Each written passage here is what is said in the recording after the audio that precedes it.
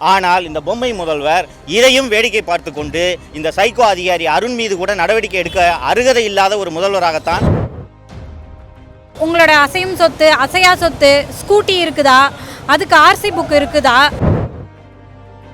கடந்த ஒரு ஆண்டு காலமாகவே திரு அருண் அவர்கள் இந்த சவுக்கு மீடியாவை முடக்க வேண்டும் என்பதற்காக 24 மணி நேரமும் இதை பற்றியே சிந்தித்துக் கொண்டிருக்கிறார். கிட்டத்தட்ட முழுக்க அருண் ஒரு மனநோயாளியாகவே மாறிவிட்டார். அதனால் சைக்கோத்தனமாக இவங்க பசிக்குது, எனக்கு மயக்கம் வருது என்று சொல்கிறார்கள். இல்லை, இன்னும் கேள்வி முடியல. 4 ஒயிட் ஷீட்டை கொடுத்து கேள்விகளையும் இவங்களே எழுத சொல்லி பதிலையும் இவங்களே எழுத சொல்லி கிட்டத்தட்ட 40 கேள்விகளுக்கு இவர் பதில் எழுதிவிட்டு வந்திருக்கிறார்.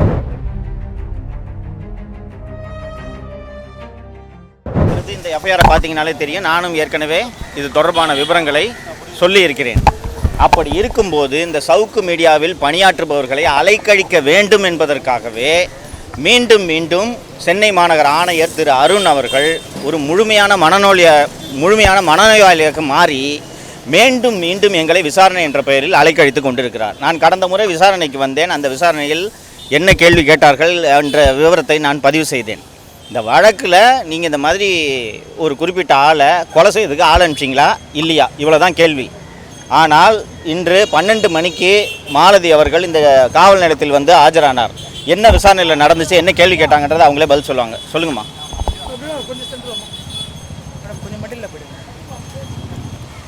அதான் கொலை முயற்சி அப்படின்ற வழக்கில் தான் எங்களை சம்மன் பண்ணாங்க. நான் இங்கே என்கொயரிக்கு வந்தேன். அது சம்மந்தமாக எதுவுமே கேட்கல. முழுக்க உங்களோட அசையும் சொத்து, அசையா சொத்து, ஸ்கூட்டி இருக்குதா, அதுக்கு ஆர்சி புக் இருக்குதா, யூடியூப் சேனல் வச்சுருக்கீங்களா, சவுக்கு மீடியாவில் எப்படி ஜாயின் பண்ணீங்க, நீங்களாக ஜாயின் பண்ணிங்களா, எத்தனை வருஷத்துக்கு முன்னாடி ஜாயின் பண்ணீங்க, யாராவது உங்களை கூப்பிட்டாங்களா, சவுக்கு மீடியாவில் உங்களுக்கு ஷேர் ஹோல்டிங் இருக்குதா, இந்த மாதிரியான கேள்விகள் மட்டும்தான் இடம்பெற்றிருக்கு. அவங்க முழுக்க தெரிஞ்சிக்க விரும்புகிறது என்னென்னா, என்கிட்ட என்ன மாதிரியான சொத்துக்கள் இருக்குது அப்படின்றத தெரிஞ்சிக்க விரும்புகிறாங்க. ப்ளஸ் இந்த யூடியூப் சேனல் என்னதா, அதில் எவ்வளோ ஷேர்ஸ் வருது, எவ்வளோ வருமானம் வருது அப்படிங்கிறது தான் மேக்ஸிமம் கேள்வியாக இருந்தது. அதுதான் சார், முழுக்க அதை சுற்றி தான் கேட்குறாங்க சார். நான் இதை முடிச்சிடறேன். நான் இதை பற்றி பேசியிருக்கேன். நண்பர்களே, நீங்கள் பார்த்துருப்பீங்க, அவங்க அளித்த சம்மன் தொடர்பாக நாங்கள் இன்றைக்கி விசாரணைக்கு ஒத்துழைக்க வேண்டும் என்று இங்கே ஆஜரானால் 12 மணிக்கு இங்கே விசாரணைக்கு வந்தாங்க. மணி 1:40 ஆகுது. இதுவரைக்கும் மீண்டும் இந்த சேனல் சம்பந்தமான கேள்விகள், சேனலுக்கு என்ன வருமானம் என்பது தொடர்பான கேள்விகளைத்தான் கேட்டுக்கொண்டிருக்கிறார்களே தவிர இந்த வழக்கு சம்பந்தமாக ஒரு கேள்வியை கூட கேட்கவில்லை. இவங்க பசிக்குது, எனக்கு மயக்கம் வருது என்று சொல்கிறார்கள். இல்லை, இன்னும் கேள்வி முடியல, நீங்கள் காத்துருங்க என்று சொல்கிறார்கள். ஒரு காவல்துறை அதிகாரி ஒரு குற்றவாளியை விசாரணை செய்யும் போது கேள்விகளை கேட்டு குற்றவாளி என்ன பதில் சொல்கிறாரோ அதை எழுதி கொள்ள வேண்டும். மாறாக இங்கே எக்ஸாம் கண்டக்ட் பண்ணுற மாதிரி 4 ஒயிட் ஷீட்டை கொடுத்து கேள்விகளையும் இவங்களே எழுத சொல்லி பதிலையும் இவங்களே எழுத சொல்லி கிட்டத்தட்ட 40 கேள்விகளுக்கு இவர் பதில் எழுதிவிட்டு வந்திருக்கிறார். இது வெளிப்படையான துன்புறுத்தும் செயலை தவிர வேறு எதுவுமாக இதை சொல்ல முடியாது. முழுக்க துன்புறுத்த வேண்டும், சவுக்கு சேனல் நடத்தக்கூடாது என்பதற்காகவே இதுபோல் மீண்டும் சம்மன் அனுப்பி பல்வேறு வழக்குகளில் எங்களை சிக்க வைக்கணும், இந்த சேனல் நடத்தக்கூடாது என்பதற்காக சென்னை மாநகர ஆணையர் திரு அருண் அவர்கள் தொடர்ந்து முயற்சி செய்து கொண்டிருக்கிறார்.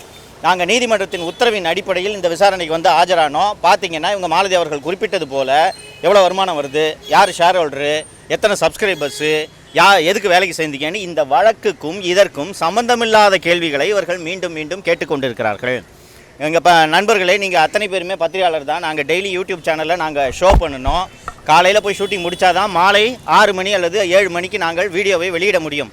இப்படி ஒவ்வொரு போலீஸ் ஸ்டேஷன்லேயே போய் காலையிலேருந்து சாயங்காலம் வரைக்கும் உட்காந்துக்கிட்டு இருந்தோன்னா நாங்கள் சேனலில் வீடியோ எப்படி வெளியிடுறது? ஸோ இந்த வீடியோவை வெளியிட விடாமல் தடுக்க வேண்டும் என்ற ஒற்றை நோக்கத்துக்காகத்தான் இந்த சென்னை மாநகர ஆணையர் திரு அருண் அவர்கள் இதுபோல் பல்வேறு வழக்குகளில் சவுக்கு மீடியாவில் பணியாற்றுபவர்களையும் என்னையும் சிக்க வைத்து இந்த தீவிர முயற்சிகளில் ஈடுபட்டு கொண்டிருக்கிறார். கடந்த ஒரு ஆண்டு காலமாகவே திரு அருண் அவர்கள் இந்த சவுக்கு மீடியாவை முடக்க வேண்டும் என்பதற்காக 24 மணி நேரமும் இதை பற்றியே சிந்தித்துக் கொண்டிருக்கிறார். கிட்டத்தட்ட முழுக்க அருண் ஒரு மனநோயாளியாகவே மாறிவிட்டார். அதனால் சைக்கோத்தனமாக பல்வேறு வழக்குகளில் சவுக்கு மீடியாவில் இருக்கிறவங்களை சிக்க வச்சு, அதுவும் இந்த மாதிரி வழக்குகளில் பெரும்பாலான வழக்குகளில் யார் இதில் புகார்தாரராக இருக்கிறார்கள் என்று பார்த்தீர்கள் என்றால் காவல்துறையில் பணியாற்றுபவர்களே புகார்தாரராக இருக்கிறார்கள். இதுபோல சகட்டு மேனிக்கு பொய் வழக்குகளை பதிவு செய்து அந்த வழக்குகளில் விசாரணை என்ற பெயரில் சம்மன் அளித்து இதுபோல என்னையும் என்னோடு பணியாற்றுபவர்களையும் காவல் நிலையத்திற்கு அழைத்து சம்பந்தமில்லாத கேள்விகளை கேட்டு காலை முதல் மாலை வரை உட்கார வைத்து நமது சேனல் நடக்க விடாமல் முடக்க வேண்டும் என்பதுதான் இவர்களுடைய ஒற்றை நோக்கமாக இருக்கிறது. சவுக்கு மீடியா சந்தித்து வரக்கூடிய நெருக்கடிகளை, குறிப்பாக இந்த சைக்கோ அருணால் சவுக்கு மீடியா சந்தித்து வரக்கூடிய நெருக்கடிகளை பற்றி தொடர்ந்து நான் பதிவு செய்து கொண்டிருக்கிறேன், பேசி கொண்டிருக்கிறேன். ஆனால் இந்த பொம்மை முதல்வர் இதையும் வேடிக்கை பார்த்து கொண்டு இந்த சைக்கோ அதிகாரி அருண் மீது கூட நடவடிக்கை எடுக்க அருகதை இல்லாத ஒரு முதல்வராகத்தான் தமிழக முதல்வர் இருந்து கொண்டிருக்கிறார். மக்கள் பார்த்து கொண்டிருக்கிறார்கள். உரிய தண்டனையை இவர்களுக்கு அளிப்பார்கள்.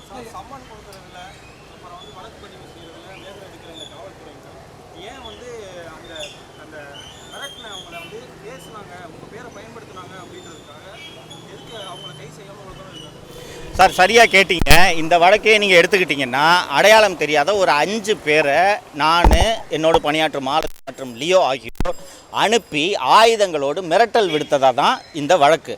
அந்த அடையாளம் தெரியாத 5 பேரை இதுவரை இந்த காவல் நிலையத்தினர் கண்டுபிடிக்கவே இல்லை. ஃபஸ்ட்டு ஆயுதத்தை எடுத்துகிட்டு போய் மிரட்டினவனை தானுங்க முதல்ல கண்டுபிடிக்கணும். அதுக்கு பிறகு தான் உன்னை யார் அனுப்பிச்சா, சங்கர் அனுப்பிச்சாங்களா, மாலதி அனுப்பிச்சாங்களான்றதை கண்டுபிடிக்கணும். ஆனால் அந்த விசாரணை எதுவுமே நடத்தாமல் எங்களை கூப்பிட்டு உட்கார வச்சுக்கிட்டு கம்பெனியில் எவ்வளோ ஷேர் வச்சுருக்க, எவ்வளோ ரூபா வருது மாதம் மாதம் என்று கேட்டுக்கொண்டிருக்கிறார்கள் என்றால் இவர்களது நோக்கம் என்ன என்பதை மக்கள் புரிந்து கொள்ள வேண்டும். தேர்தல் நேரத்தில் சவுக்கு மீடியா செயல்படாமல் தடுத்து விட்டால் அதன் மூலமாக மீண்டும் திராவிட முன்னேற்ற கழகம் வெற்றி பெற்றுவிடும். திராவிட முன்னேற்ற கழகம் வெற்றி பெற்றால் மீண்டும் 3 ஆண்டுகள் கமிஷனராக தொடர்வதோடு அல்லாமல் டிஜிபியாகவும் நாம் ஆகிவிடலாம் என்று அருண் அவர்கள் கனவு காண்கிறார். அதன் அடிப்படையில் தான் சவுக்கு மீடியாவை முடக்க வேண்டும் என்று திமுகவினரை போல அருண் அவர்கள் செயல்படுகிறார்.